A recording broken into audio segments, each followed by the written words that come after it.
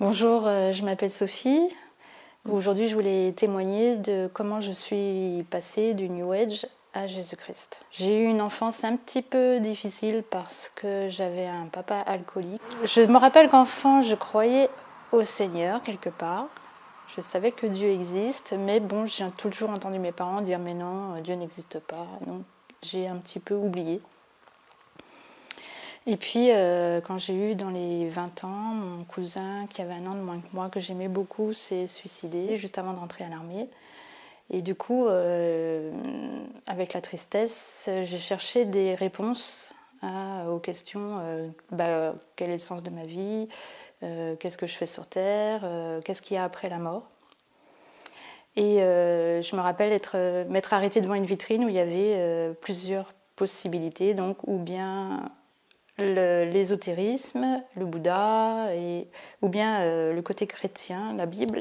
Quand je voyais la Bible, je me rappelais mon enfance où ma grand-mère m'emmenait dans les églises plutôt lugubres, gigantesques, froides, où je la regardais prier et je ne comprenais pas ce qu'elle faisait. En plus, elle me disait de me taire dès que je faisais un petit bruit ou quoi, donc je trouvais ça plutôt triste et effrayant en fait. Et donc, je pensais au bouddhisme comme solution. Et j'ai commencé à faire des méditations bouddhistes. Je suis entrée dans la méditation bouddhiste. Et après, un peu plus tard, quand j'ai eu un enfant, j'ai eu une tendance à reproduire l'éducation que j'avais eue, c'est-à-dire à frapper mon enfant. Dès qu'elle était pas très grande, haute comme 3 pommes, dès qu'elle obéissait pas, je mettais des fessées. Et de plus en plus forte, parce qu'en plus, c'était un enfant très têtu et qui me tenait tête.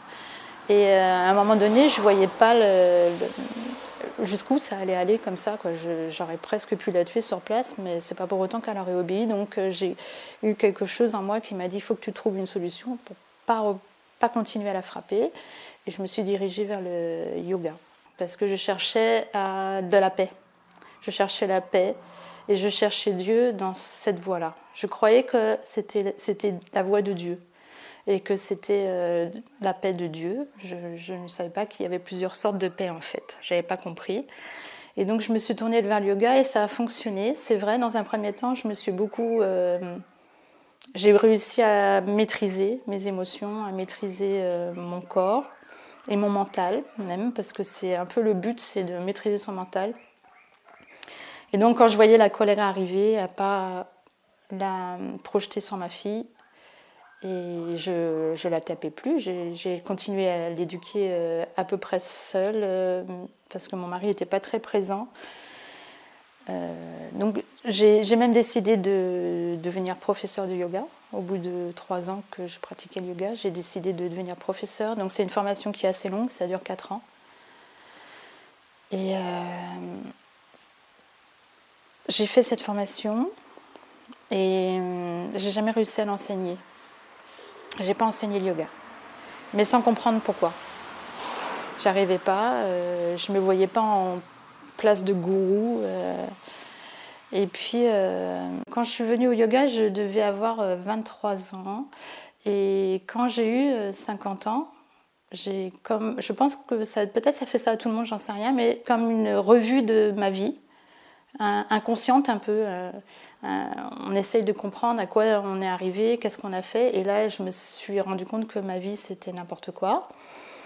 Que j'avais eu 2 maris, j'ai eu 2 enfants, mais de chaque mari.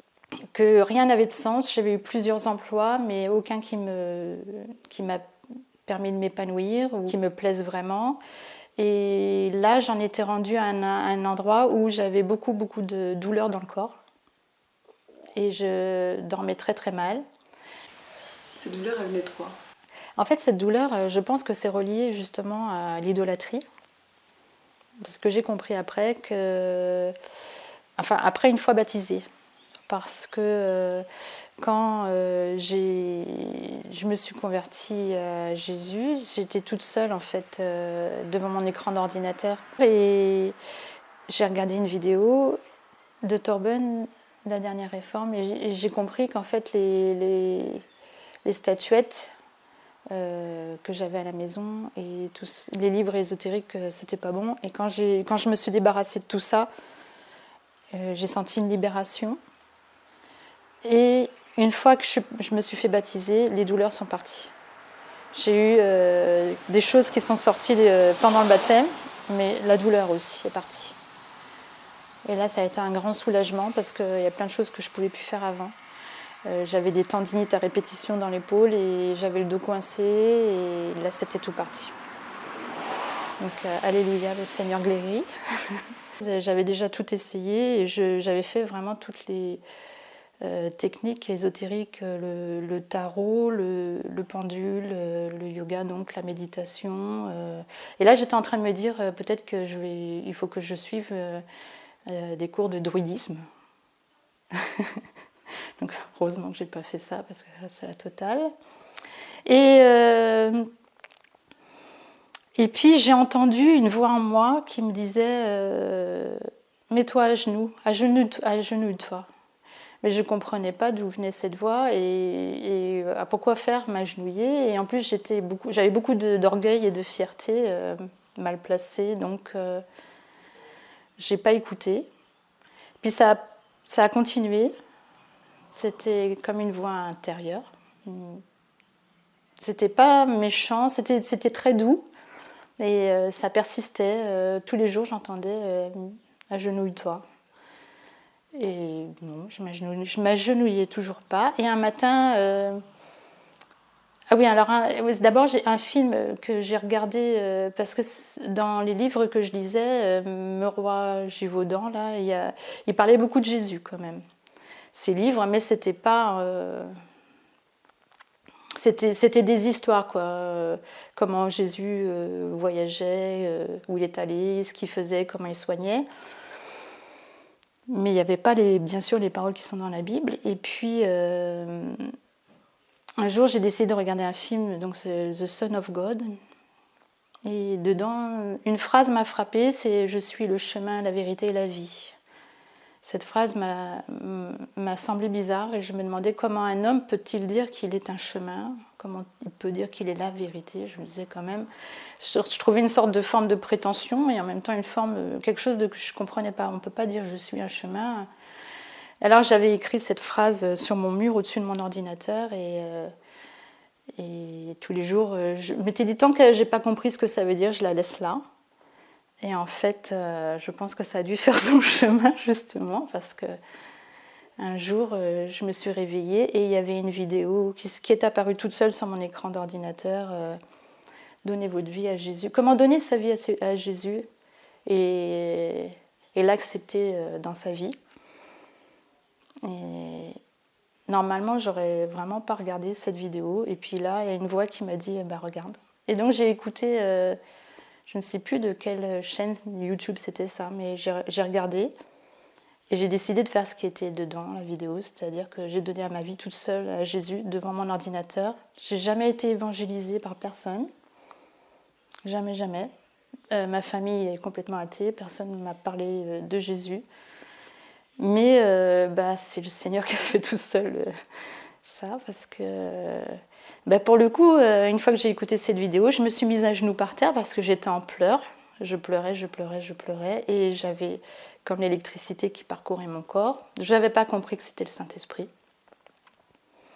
Je me posais des questions, qu'est-ce qui m'arrive et je suis allée me coucher.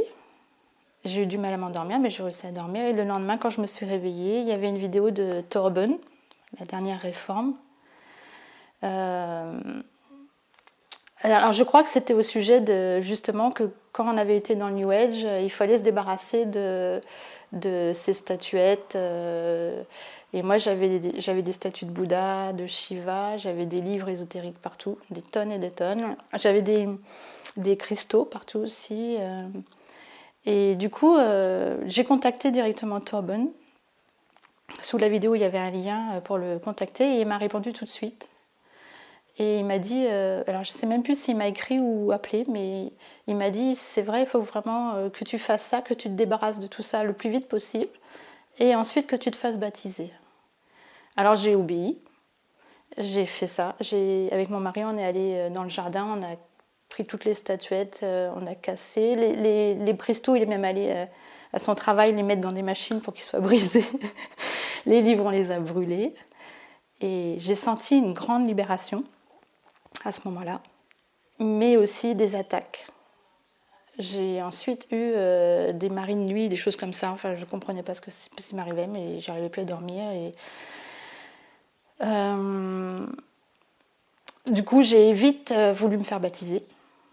Et j'ai trouvé sur la carte de la dernière réforme une personne qui a accepté de me baptiser sans vraiment me connaître, on peut le dire, parce que là, je disais, faut que ça a besoin d'être tout de suite, parce que je ne peux plus dormir, je suis attaquée. Et la personne a accepté de me baptiser tout de suite par immersion. Et du coup, ben voilà, j'étais née de nouveau. Et là, il est sorti pendant le baptême aussi des choses, des esprits. Je suppose, en tous les cas, je toussais, je crachais pas mal de choses. Et j'ai parlé directement en langue. Voilà, et à partir de là, j'ai fait mon chemin avec la Bible et puis des frères et sœurs que j'ai rencontrés au fil du temps. Voilà, ce que j'ai fait au départ, c'est quand je me suis convertie, j'ai fait un grand mail, un peu comme ce que je t'ai envoyé. J'ai fait un grand mail et je l'ai envoyé à toutes mes connaissances, ma famille, mes amis. Et j'ai eu 0 retour.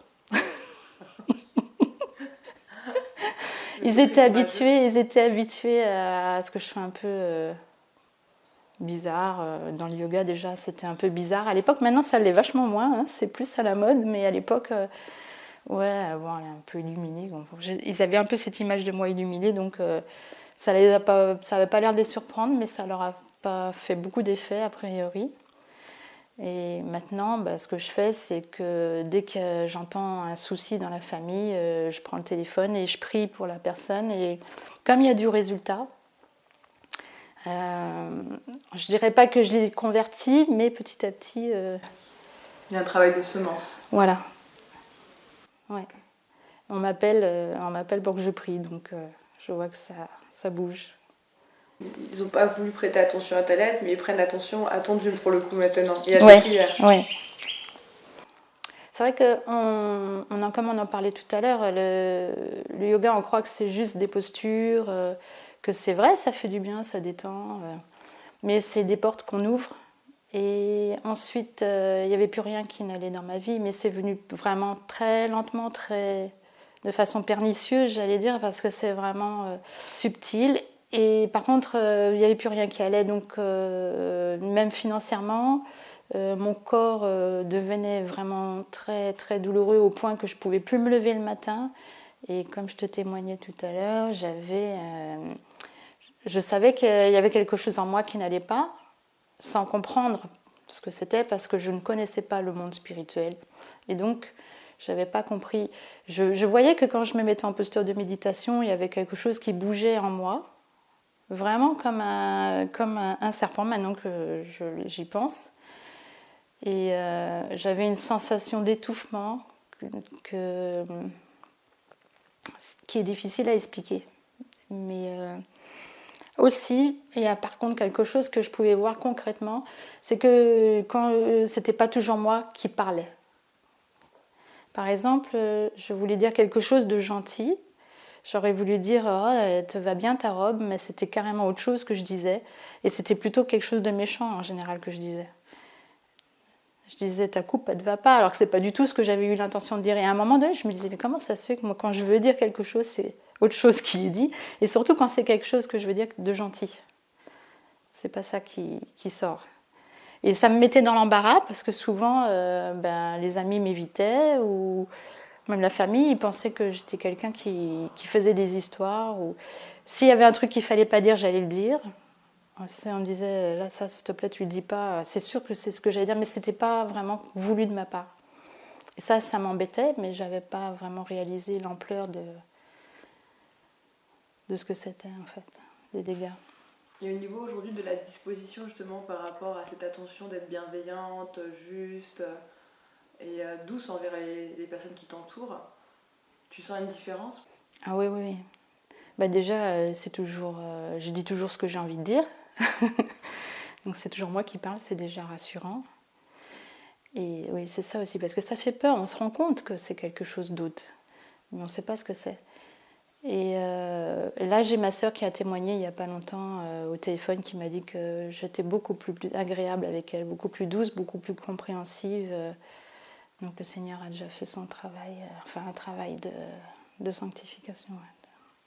Et vis-à-vis de toi-même, justement, est-ce que justement, peut-être, est-ce que tu étais dure avec toi-même? J'étais très exigeante, même sans pitié. Il fallait que j'arrive, comme j'avais des douleurs dans le corps, je me disais peut-être qu'il faudrait que je travaille moins, mais je ne le faisais pas. Je travaillais de plus en plus. J'étais complètement vidée d'énergie.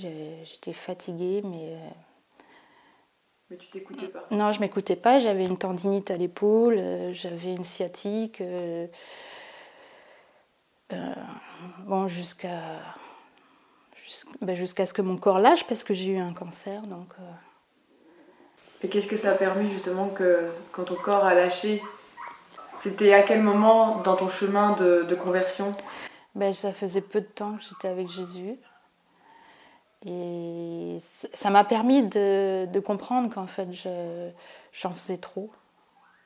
Que je compte aussi. Et qu'il fallait que je sois aussi, oui, justement, et douce avec moi-même pour pouvoir l'être avec les autres. Parce que j'étais dans un métier d'aide, mais comme je ne m'aidais pas moi-même, donc je ne donnais pas vraiment aux autres ce que j'aurais pu. Et maintenant, je prends plus de temps avec les gens. Et je pense, j'essaye aussi de leur apporter, bien sûr, le Seigneur. Mais... Comment tu as vécu justement ce chemin où tu rencontres le Seigneur et puis tu apprends justement que tu as cette maladie, ton corps cède?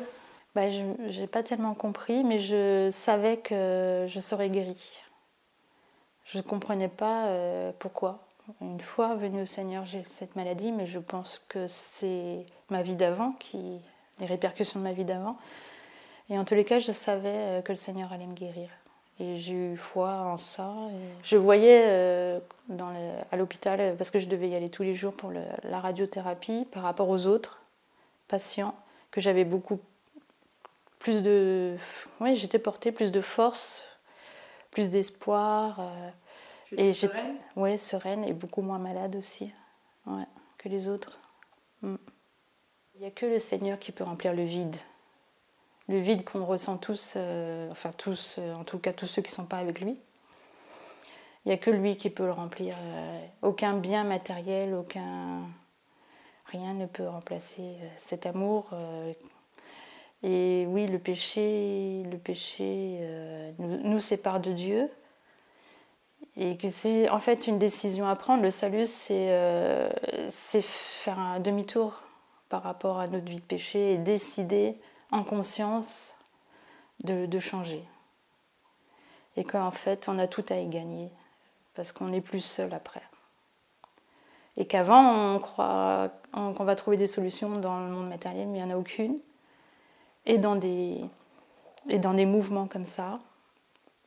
Et on s'égare en fait. Et aujourd'hui, qu'est-ce que tu veux nous dire justement sur cette transformation intérieure, extérieure? Oui, je veux dire qu'on fuit Dieu. Quand on est comme moi de famille athée, on fuit Dieu. Je n'arrive pas tellement à comprendre pourquoi, si ce n'est spirituellement, qu'on en est éloigné, mais qu'en fait c'est ce qu'on recherche. Que le vide qu'on ressent à l'intérieur ne peut être comblé que par lui. Et que rien d'autre dans le monde ne peut nous satisfaire. Est-ce qu'il y a un verset dans la Bible qui t'a marqué plus qu'un autre, justement dans tes premières lectures? Pour le coup, c'est celui-ci. Hein. Je suis le chemin, la vérité et la vie, que j'ai compris. J'ai fini par comprendre. Et ça reste mon verset préféré, oui. Donc, je vous remercie de m'avoir écouté et soyez tous bénis.